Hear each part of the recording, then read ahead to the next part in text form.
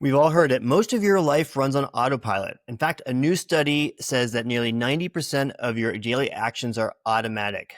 But here's the problem. If we treat ourselves like machines running pre-programmed routines, we miss out on the most powerful part of being human, our ability to choose, shift, and grow consciously. It's our agency. So in this episode, we challenge the assumption that habit change is all about replacing triggers and routines like gears in a machine.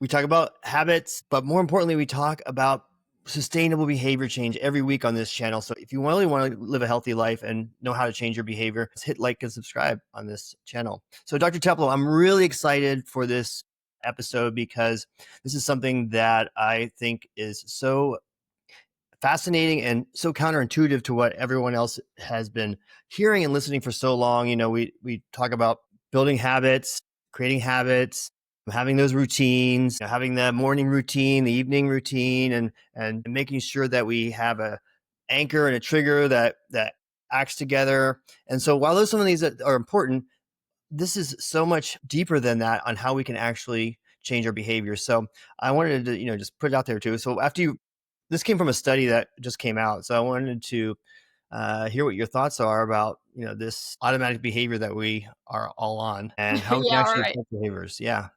Yeah. I mean, do you really just want to go through your life on automatic? And that's what I don't know about the literature. And it's a study. But again, if you've been looking at statistics and study design and methods, there are so many different ways that studies can go one way or another way. And we know that the vast majority of negative studies, that is, studies that do not prove out the hypothesis that the researchers have posed, those don't even get published. So what gets published are those studies that support the hypothesis the researchers are making and their perspective. We believe X, we're going to do a study. And guess what? If it comes out positive, they publish it. If it doesn't come out, comes out negative, they don't publish it. So, you have to really take a lot of those studies, a recent study showed, you have to take them with a grain of salt. That's being said, how do you want to live your life? Do you want to live your life on mindless automatic pilot? I think that Yeah. that's something. Yeah. Yeah. So that's first point making. Yes. When we see these one-offs, recent study said, that's interesting, but, obviously said you have to look more deeper with that. The studies that have been replicated multiple times, have meta-analysis over them. Those are the ones those are the findings that are actually really provable, and ones that we should look at as more grounded versus these ones that drive headlines, which are fun, but again, they aren't the ones that really say what's happening. And with our approach, which is our solution focused approach, it has had the hundreds of studies and the 100 meta analysis is done to show that this is our approach, not our approach, the solution focused approach that we utilize at Stamina Lab is a sustainable, proven way to change your behavior and do it in a much more fun and joyful way versus what we're talking about right here, which is that's why I'm so excited about this, is the conventional wisdom is to, okay, what triggered your bad behavior that you had that you don't want to do, that's on automatic pilot, and find that trigger and then replace it with something else. I often say that this is like a whack-a-mole situation because, okay, now I have another trigger, now I have another trigger, now I have another trigger, and I'm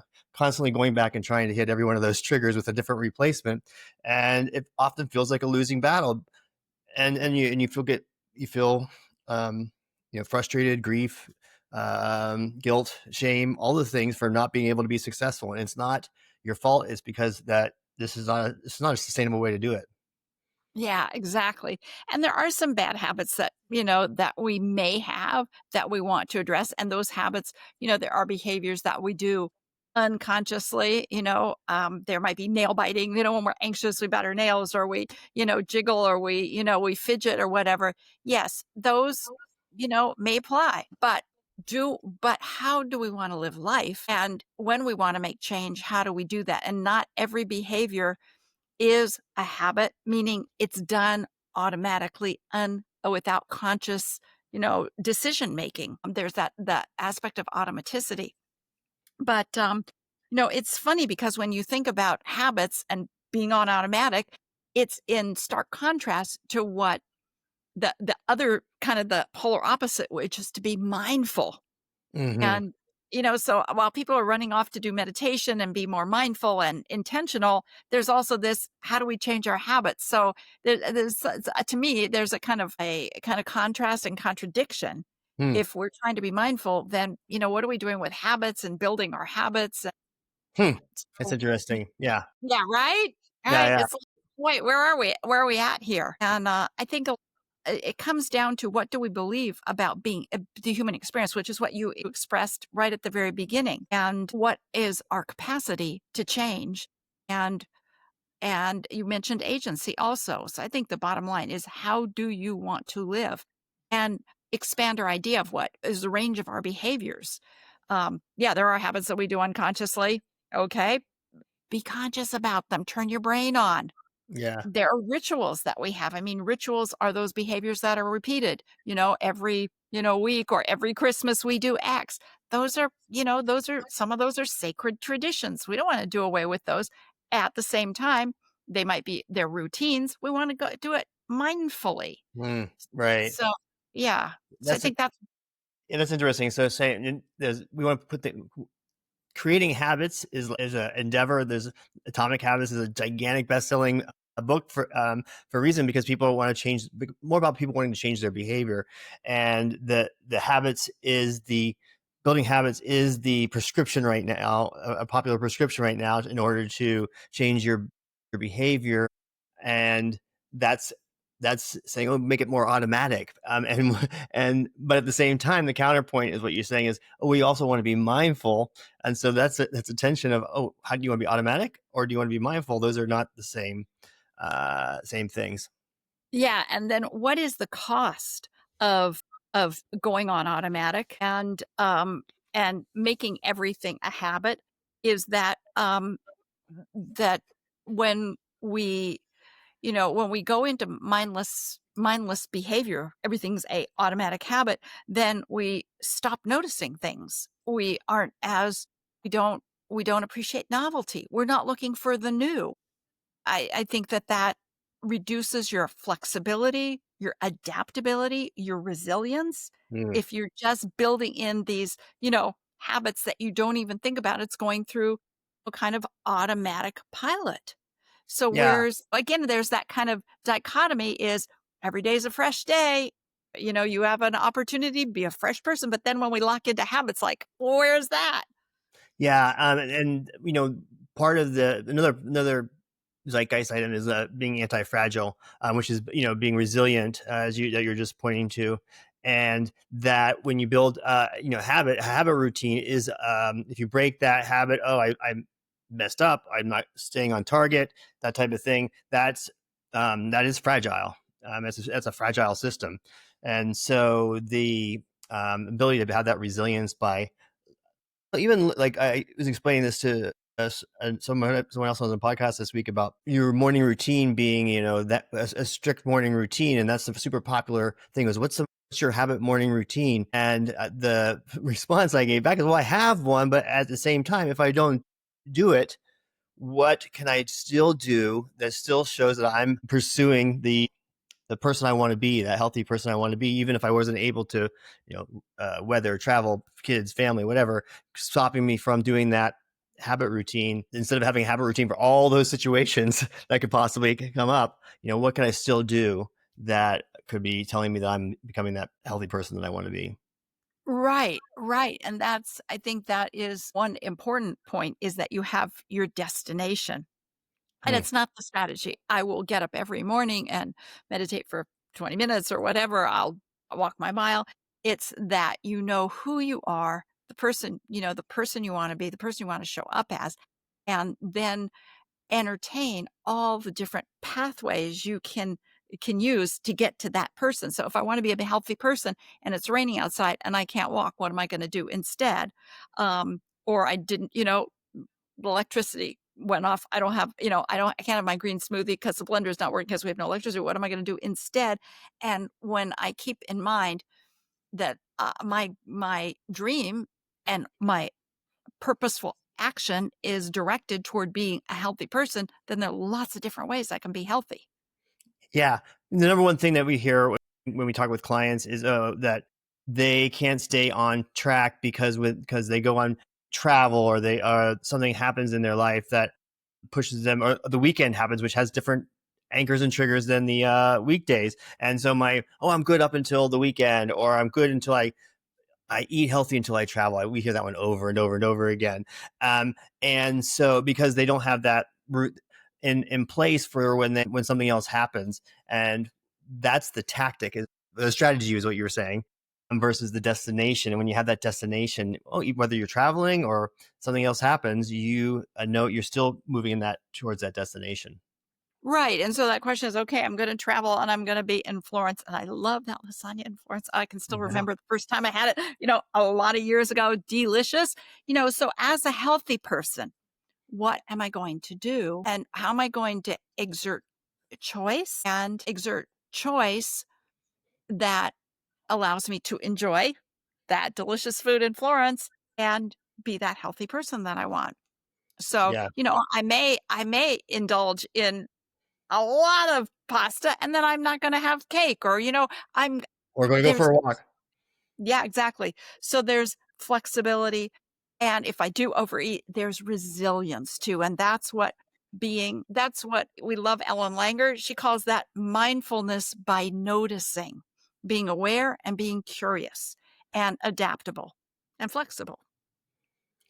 So the key piece I think you're saying here is that there's a tension between being mindful and noticing and building habits and routines. So there's a tension right there. Like, okay, which one do you want to do? How can you have agency in that with your behaviors? And then this other thing I'm hearing is having these strict routines is not as flexible and not and doesn't promote resilience. Absolutely, because humans are complicated, our lives are complex, and things change. It's great to have, again, habits are those things we do on automatic. We don't even think about it. And there are routines. I think routines are more conscious. I'm kind of making it up here, but no, there's a routine that to me that suggests it's more conscious control and choice. But the point is, do you want to, with everything you're doing, what's the destination and what's the process that you're not only that you're using to get to that destination, but that you're building more capacity. So when I'm noticing new things, when I'm curious, when every day is fresh and I'm doing my healthy routine or I'm doing my healthy exercise, I am mindful about what I'm doing and I'm curious and noticing new things, because even if I'm doing the same old walking a mile around the block, it's a different day. The weather's different. So it's to be whatever routine you're doing, whatever. And again, habit, because that's unconscious, but be mindful, be curious. I think about kids. I mean, spend an hour with a 2-year-old and, it's beginner's mind, but it's also, baby's mind. I mean, every moment is new. And I think that's something that we can cultivate, and we'd be a lot healthier for that. So we talked about routines and that people already have, and to kind of be more mindful of those in those moments and not so automatic with your habit. Let's talk about breaking bad habits. So doing things maybe unconsciously that you do. Again, the conventional wisdom. Even the researcher in the study, the co-author, Benjamin Gardner, sorry, Benjamin, from the University of Surrey, who said, for people who want to break their bad habits, simply telling them to try harder isn't enough. Okay, agree with that. To create lasting change, we must incorporate strategies to help people recognize and disrupt their unwanted habits, ideally form positive new ones in their place. And so that's where I feel that the whack-a-mole thing comes into play, because you're constantly trying to like, okay, now what caused this? What's a root cause analysis strategy for changing your behavior. And again, that leads to the guilt and shame and frustration, because you're constantly going to have a different kind of trigger that's going to a stressor is a trigger, and so everything's lots of stressors out there. So I have to replace for every single stressor in my life and we're complex. Who knows what's coming up tomorrow? Yeah. Yeah. And so here's where I would, first of all, invoke one of the primary solution focused principles that nobody's perfect. you don't even do your bad habit perfectly. So, if you have, I think there's so many bad habits. What are some bad habits that you think of that you hear people, bemoan the fact that they have this bad habit? What are Oh, some well, bad? sweet tooth, we hear that one all the time, where someone, I'm eating, uh, cake or ice cream or, drinking wine, too much coffee. That's actually one that I hear a lot of. I'm drinking too much coffee is becomes a bad habit. Obviously, biting nails, that comes up sometimes. There's some examples. Yeah, and so here's the question, and I had fun with this when I was working with a faith-based organization, and they had a wellness initiative, and they were talking about some of their clients smoked cigarettes, and Hmm. they were like they could smoke like chimneys, and I said, Or now, "Well, now it's people vaping too, which is also yeah, right, same vaping, thing. Yeah. whatever it is, yeah." So just, well, nobody's perfect. They don't even do their problem perfectly. And I said, well, wait, they chain smoke. Yeah, they smoke all the time. Really? Yeah, oh, they've tried to stop so many times, just doesn't work. Well, wait, but they're in your church, right? Yeah. They go to church? Oh, yeah. They go on Sundays. We have Bible study on Wednesday. Oh, really? Do they smoke then? Well, no, of course they don't smoke then. You can't smoke in church. Do they ever go to the movies? Well, yeah. Well, do they smoke then? Well, no, you can't smoke then. Really? Well, how do they do that? And so even though, it's nobody's perfect, nobody does their problem perfectly. They may be perfect chain smokers, but they don't smoke in church. They don't smoke in the library or, no, they don't smoke in the library or movies. People bite their nails, but not all the time. So instead of trying to go down the rabbit hole of figuring out what the triggers and the barriers, blah, blah, blah, is look for times when you're not doing it. Look for the exceptions. That's the very first thing I do and drill down there. Well, how am I doing that? What contributes to that? What are all of the factors that contribute? The environmental factors, the social factors, time factors. Oh, I only do it at night when I'm tired. And then you can, then you can work on recreating the conditions by which you know, are successful. So it may be, I realize that I don't do X when. Okay, so, you know, what other times? And there are many paths the same river. And I think that's where we can come up with more creativity, more novelty, and not just be mechanical. Replace this part with that part. Right. Yeah. And just identifying, like I said, we talked about the noticing at the beginning, is noticing that there are times that you aren't doing it. And how are you doing that? Just understanding that capacity that you have inside yourself, that can translate to times when you where you are feeling like you're going to do this behavior you don't want to do, and say, no, wait a second, I remember I have the capacity. I identified it, I said it out loud, or I wrote it down, and just by doing that, that strengthens your ability to do behavior differently when you are feeling whatever stressor came into play or whatever trigger came Right, into play. Yeah. right. And I'd say the thing about breaking bad habits really, that we could replace them with a good habit, but also, I would say, I mean, it's a behavior. So you can't just not do it. It's like, I don't want to eat the pie. I don't want to eat the pie, but your brain doesn't know don't. It only knows pie. So you do, instead of biting your nails or drinking coffee, you have to identify what you would be doing instead. Uh, Yeah, so that's a key part of breaking the bad habit is you can't just say, I don't want to do this, I don't want to do that, because that you don't have a destination. You have to say what you do want. And we said that before, Absolutely. but I want to repeat that again. You have to know where you want what you want to do instead, so that way you have a goal to go to. Yeah. And then this is where mindfulness comes into it and imagination. Walk through it, picture yourself, mentally rehearse. It's what all top performers do, whether you're a Formula One driver, the downhill racer, the singer on the stage, mentally rehearse in the tiniest, tiniest detail what you will be doing in that better future when, instead of what you're doing. So, instead of biting my nails, I sit with my, fingers, crossed or my lap, or instead of drinking coffee, I'm drinking something else. Or my son who was vaping, said he was going to have, instead of no Jewel July, he was going to breathe oxygen. And he wrote it on a t-shirt and he'd say, I'm taking an oxygen break. So he'd go Awesome. outside, he'd take a little walk. He did something instead also to, break up that automaticity. And I think that it's really, if you became more conscious of what you were doing instead of going automatic. Yeah, and also it's not an all or nothing situations. Okay, if you want to eliminate that bad habit, it's not, you don't have to be 100%. Just doing it less and less starts to change that behavior. Yeah, I think that is brilliant. Of course, you don't have to do it all at once, even just changing up one thing.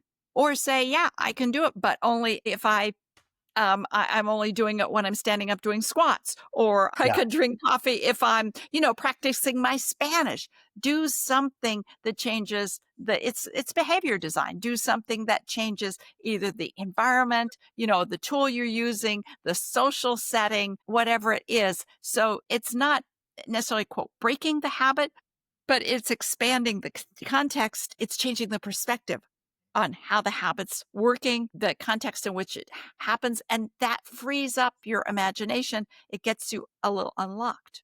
And you just also, go ahead. I'd say give yourself permission to have the habit at maybe I was going to say at either lower stakes or higher stakes, but it doesn't matter. Give yourself permission. Say, yeah, I can do X on this day. It's okay.